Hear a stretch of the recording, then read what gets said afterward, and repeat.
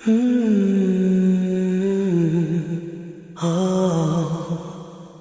Media Productions.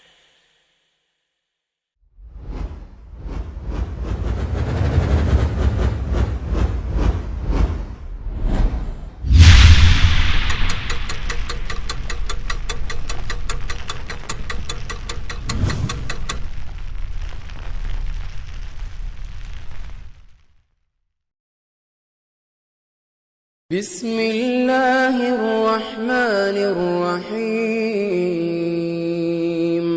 والعصر إن الإنسان لفي خسر إلا الذين آمنوا وعملوا الصالحات وتواصوا بالحق وتواصوا بالصبر. Now we're going to look at a linguistic analysis of the word asr itself. The word asr comes from a verb, literally means he pressed it, he squeezed it, he drenched it. You know when you squeeze a fruit and you get juice out of it?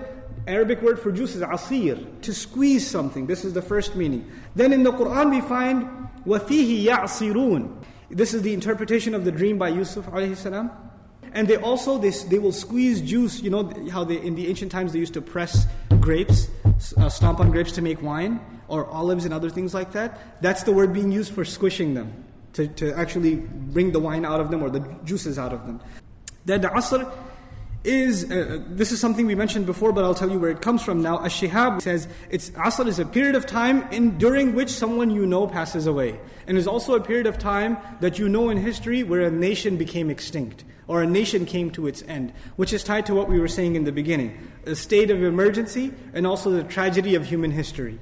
That's the two themes that are connected in the meaning of asr. Then finally, a couple more. I didn't do it at the time I was supposed to do it. So asr is used as a time you are supposed to do something. By understanding that implication of asr, what we're learning in wal asr innal insana lafi khusr is human beings are in loss, and the time to change the way they are supposed to do it is right now. This is the time to change immediately. Let's get to innal insana lafi khusr. First of all, the word inna. Inna is used in the Arabic language, not just to mean certainly, but to talk to a group of people that are in doubt about what you are saying. By using the word inna in innal insana lafi khusr, we are already learning that most human beings, when they hear this, guess what? They don't believe it. Now let's look at the word insan quickly. The word insan comes from different roots, it's argued. One of them is nisyan, forgetfulness. And part of that is the human being can be reminded that he's in really, really deep trouble, but what happens soon after? Forgets. So the word insan, as opposed to al-fard, the individual, an-nafs, the person. There are different words that are alternatives. Al-bashar, the people, an-nas. But al-insan here, two benefits of it. One, to allude to our forgetfulness. And two, the word insan is individual, it's called ism lil-jins. The benefit of knowing that is, this word includes two things. It includes all categories, meaning all human beings, and at the same time it's singular. Now we're dealing with the part lafi khusr. Lafi khusr. So this statement, grammatically speaking, is the strongest it could possibly be. First of all, there are two kinds of sentences in Arabic, jumla fi'liya and ismiya. This is ismiya. This is the first thing that makes it stronger. The second is, instead of saying al-insanu fi khusr, it's inna al-insan. This is harf at-tawkid. This is a harf, this is a preposition used only for the purpose of strengthening what you're about to say. So there's a second reason that it's stronger. The third reason that it's stronger is the word al-insan has al on it, which is lil-jins. It's every single human being, adding another degree of emphasis. Then on top of that you have lafi. It's not just fi khusr, it is lafi khusr. This lam, typically you have the word the word fi rather. لَقَدْ خَلَقْنَا الْإِنسَانَ fi ahsani taqweem. There's just fi. But this is lafi. Lam here is very difficult to translate, but it basically has the same function rhetorically as inna. Certainly, certainly. Another tool of empowerment. Then you have, it's not inna al-insana la khasir. The human being is a loser. Lafi khusr. He is in loss. You know, someone being a loser is one thing. And by the way, ism fa'il in Arabic, it implies something that's happening right now. But by using the preposition, it becomes a constant state. He is immersed in it. He's been in it. He's going to stay in it, kind of thing. It's a scenario that's being depicted. So the word fi here adds to that. So one after another, after another, after another mechanism by which this statement has been emphasized. And above and beyond all of that, Allah began with wal asr, by taking an oath. Now we get to the last ayah, inshallah ta'ala, of this surah. إِلَّا الَّذِينَ آمَنُوا وَعَمِلُوا الصَّالِحَاتِ وَتَوَاصَوْا بِالْحَقِّ وَتَوَاصَوْا بِالصَّبْرِ. The first comment we will make is that when Allah mentioned the loss of the human being, the singular was used. Al-insan. Even though it refers to all human beings, the singular was used. But when it came to the exception, He used the plural. He used the plural. So we have to understand this transition from the singular to the plural. What we learn here is these few people, the only way they will survive is if they stick together. They cannot be apart. They have to remain connected to this ummah. The unity of this ummah and the believers sticking together is embedded in this ayah as part of our survival because of the use of the plural. So the word amal is beautiful here, that Allah Azza wa Jal tied the exception to a collective affair. So that's one of the things about the transition from singular to plural. The other thing we should talk about here is إِلَّا الَّذِينَ آمَنُوا. Allah Azza wa Jal in this ayah didn't mention any qualifications of iman. Basically, the fruit of iman essentially is tranquility at the heart of it. The fruit of iman is tranquility. Remember we said human beings are in loss? What are the losses of the human being? Loss of health, loss of wealth, loss of loved one, right? These are the kinds of losses human beings suffer in this world. But if you have iman, then you know that this world is not permanent. This world is temporary, and what Allah has in the akhirah compared to this world is nothing. Then Allah Azza wa Jal mentions وَعَمِلُوا الصَّالِحَاتِ. First, the word amal in Arabic is similar to another word called fi'l. There's amal and there is fi'l. Amal is a conscious action, while fi'l is it can also be a subconscious action. For example, fi'l is I'm breathing right now. That's not a amal, that is what? It's a fi'l. I'm walking. That can be a fi'l because I'm not necessarily thinking about every step. But when you speak to someone, when you go to work, when you drive your car, right? So here Allah Azza wa Jal is making us, one thing we're realizing is we are answerable for every single act that we did consciously. And then the word after it, amilu as-salihat. The word as-salihat is actually an adjective. It comes from the word salaha, which means to reconcile and to rectify. They do goods, literally, if you want to rough translate it, goods. But good in and of itself in English, that doesn't even sound right. Good is an adjective, but an adjective requires a noun. Good deeds. Well, the good is here in the word salih. Where's the word deeds? It's not there in the Arabic. That word would have been وَعَمِلُوا الْأَعْمَالَ الصَّالِحَاتِ. Now the thing that I want to highlight here are a couple of things. The first thing is the word al-a'mal in Arabic is considered, it's a broken plural. And broken plurals are supposed to have feminine adjectives. So typically you would say al-a'mala as-salihata. You would put a ta marbuta on as-saliha, and that would be done. Righteous deeds. But Allah Azza wa Jal says al-a'mala, and understood, but He says as-salihati. This is the feminine plural form. So what's the difference between saying as-salihata, just putting a ta marbuta as we would expect, and instead of putting the ta marbuta, putting the feminine plural form? Well, the difference is from a balagha point of view, if you put the ta marbuta, then those are many, many, many deeds.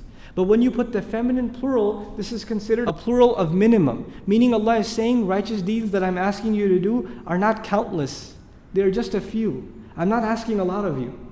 And the fact that Allah hasn't asked us for much is inside the word as-salihat. Had it been as-salihah, there would have been a lot more. إِلَّا الَّذِينَ آمَنُوا وَعَمِلُوا الصَّالِحَاتِ. And we are left now with the final two items in the final ayah of Surah Al-Asr, at-tawasi bil-haqq and at-tawasi bil-sabr, these two items. First of all, let's understand that from a literary point of view, Allah Azza wa Jal could have said وَتَوَاصَوْا بِالْحَقِّ وَالصَّبْرِ. But Allah Azza wa Jal, and it could have been emphasized a degree above that by having said وَتَوَاصَوْا بِالْحَقِّ وَبِالصَّبْرِ. That would have been a degree above in emphasis. But then a third degree above that is وَتَوَاصَوْا بِالْحَقِّ وَتَوَاصَوْا بِالصَّبْرِ. So this is the most emphatic form of saying this statement. So when we talk about tawasi bil haqq, first of all, the linguistic analysis of tawasi, it is to leave a will or a legacy. That's what the word comes from. And when you leave someone a will and a legacy, then already you have the utmost sincerity and genuine concern for the one that's going to be left behind. And there's a sense of urgency in the counsel and the advice that you're going to leave with them. But then the phrase bil-haq can be understood in three ways. The preposition ba in bil-haq can be understood in three ways. And each of those three ways come together to formulate the full meaning of this expression. First of all, the ba here can be understood as an adverb. It could be an adverbial phrase. What that would mean in English is they counsel each other truthfully. In other words, instead of saying with truth or to truth, I translated it as truthfully. I made it an adverb. In other words, when they do that counsel to one another, they are extremely truthful when they do it. Bil-haq can also be understood, if you want to compare it to an English expression, it could be with truth. What this means is when you counsel someone, you counsel them with Qur'an. In other words, when you're giving each other counsel and reminder, you remind them by means of what? An ayah. You remind them by means of the words of the Messenger sallallahu alaihi wasallam. The third meaning is to the truth. So we have truthfully, we have with the truth, and then there is also the final, to the truth. In other words, this implies there's a person who is, losing zeal, and they're losing their energy in doing the work for the sake of Allah. Because when you say to, be in the meaning of ilah here, in the meaning of ilah, what that would imply is you're reminding them of the goal for which they're engaged in this struggle.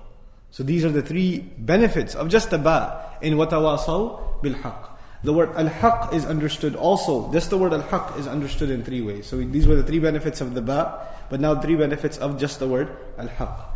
Al-haq is understood linguistically as something you know to be true for sure, for which you don't have to be told. Something that deep inside your conscience, you just know it's true.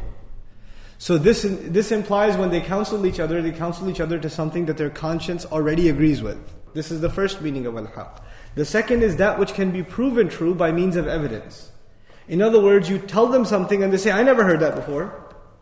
I don't feel that it's true. But sometimes you tell them and they feel that it's true. But sometimes they say, I don't know. I've never heard that before. At that point, what do you have to give them? Evidence. And these things are connected. So what's the ultimate evidence that you provide someone that something is true or false? It is revelation itself. Right? So that's the second benefit. And the third is very important. The Arabic word haqq is used also when you have an obligation. What this means is you counsel each other, reminding people of their responsibilities. So much is embedded in these three word phrase, وَتَوَاصَوْا بِالْحَقِّ, in these three words. When you do this work, it will require and necessitate patience. So Allah Azza wa Jal concludes the surah by saying, وَتَوَاصَوْا بِالصَّبْرِ. Sabr, the word sabr means several things. And in English, it's kind of unfair to translate it as patience. It certainly includes patience, but it includes perseverance. Perseverance implies when things become difficult, you still hang on. You still keep going, chugging along. This is persevering. It also implies commitment. In other words, you never get lazy, you never slack off. You remain committed, like you're committed to getting to work on time every day. It also implies constancy. In other words, your commitment doesn't fluctuate. It doesn't go up and down. It's the same. If you can have the same level of obedience to Allah, whether times are easy or they are difficult, then you have exercised the quality of as-sabr. That's what sabr is. So now, but Allah doesn't say, وَتَوَاصَوْا بِالْحَقِّ وَصَبَرُوا. This is very important.